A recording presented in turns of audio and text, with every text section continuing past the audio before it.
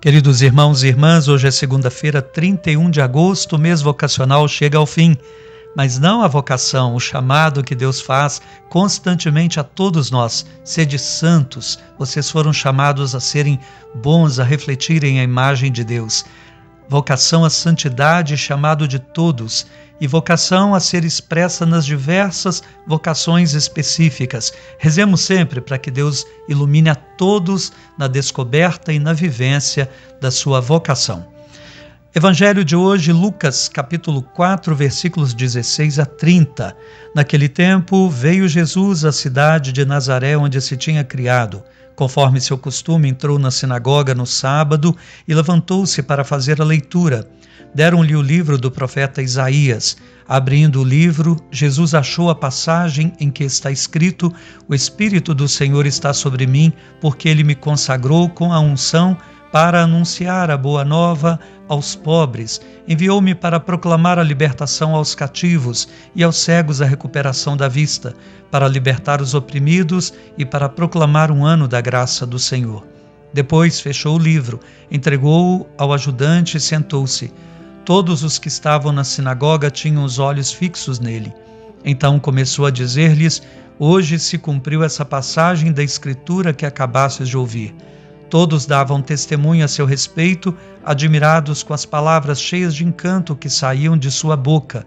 E diziam: Não é este o filho de José? Jesus, porém, disse: Sem dúvida, vós me repetireis o provérbio: Médico, cura-te a ti mesmo.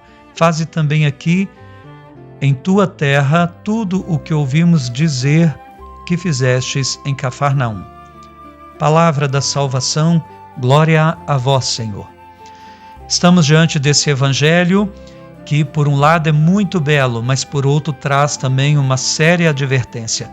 É belo porque fala de Jesus, que foi batizado e que agora, cheio do Espírito Santo, vem à Galileia, faz milagres, sua fama vai se espalhando e então ele decide ir à sua cidade, a aldeia onde se tinha criado, Nazaré. É belo demais ver como Jesus entra na sinagoga ao sábado, está feliz, vai falar agora cheio do Espírito Santo. Ele sabe que ele é o Messias, o ungido do Pai para a salvação da humanidade e que agora ele começa a viver essa sua missão no poder do Espírito. Está desejoso de anunciar aos seus conterrâneos tudo o que o Pai lhe tem falado. Abre o livro do profeta Isaías e a passagem é linda, fala sobre ele. Ninguém sabia até então a quem se referia, sabiam que era ao Messias, mas quem seria? Essa passagem não se completava até agora, não se cumpria. E Jesus acaba de lê-la e proclama: essa passagem se cumpriu hoje e cumpriu-se na pessoa dele. Que maravilha, Deus vem ao encontro. Imaginemos se estivéssemos ali presentes, Jesus falando, o próprio Deus falando, o autor da palavra, falando do cumprimento da palavra. Ele veio para libertar os cativos, para anunciar a boa nova aos pobres, para dar aos cegos a recuperação da vista, libertar os oprimidos e proclamar o ano da graça do Senhor. É maravilhoso o seu programa de vida, é vida para todos nós. Agora vem a segunda parte, que é triste. Houve um desencontro. Se por um lado Jesus queria anunciar que nele Deus se preparava para salvar a humanidade, por outro houve uma rejeição muito terrível, muito triste. Não aceitaram Jesus. Ficavam encantados, as palavras dele eram benditas, mas eles o conhecem, é o filho do carpinteiro José, e por acaso o Messias teria origem tão humilde? Seria alguém tão pobre assim? Eles o conheciam desde pequeno, não poderia ser, e rejeitam terrivelmente Jesus. Um profeta não é bem recebido na sua terra. Elias, Eliseu, os grandes profetas fizeram milagres para os pagãos, não foram para os próprios conterrâneos.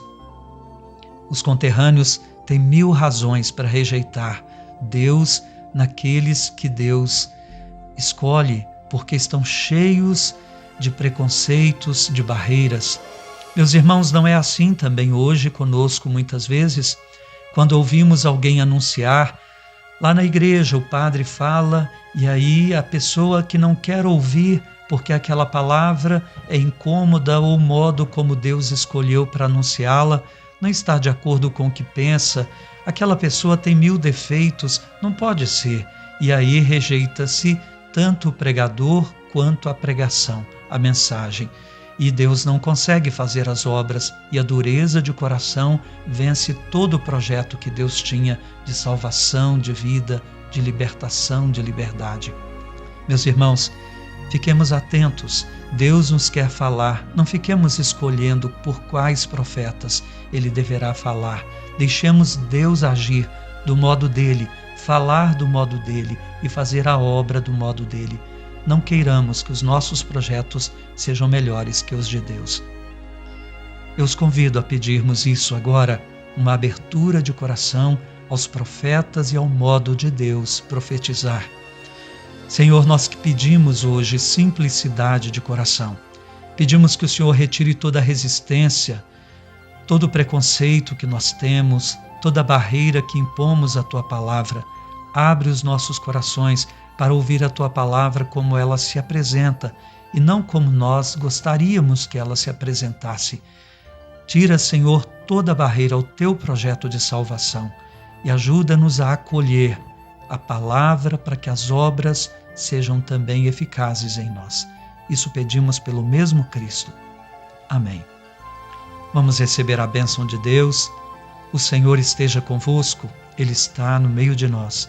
Abençoe-vos Deus Todo-Poderoso, Pai e Filho e Espírito Santo. Amém.